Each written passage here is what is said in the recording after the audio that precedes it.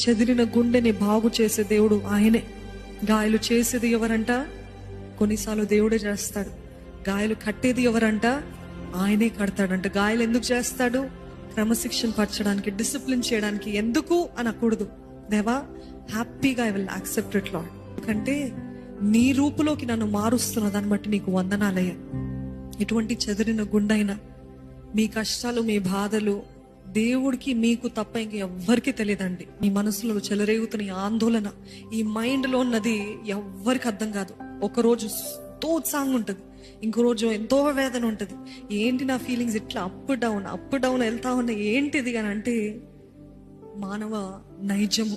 ఇవన్నీ మనకి జరుగుతూనే ఉంటాయి. కానీ ఏదేమైనా నిన్ను మాత్రము స్తుతించడము మానను, ఆపను. నా మనసు బాగున్నా నేను స్తుతిస్తా, నా మనసు బాగలేకపోయినా నేను స్తుతిస్తా. ఎందుకంటే దేవుడు తప్ప మరొకరు లేరు.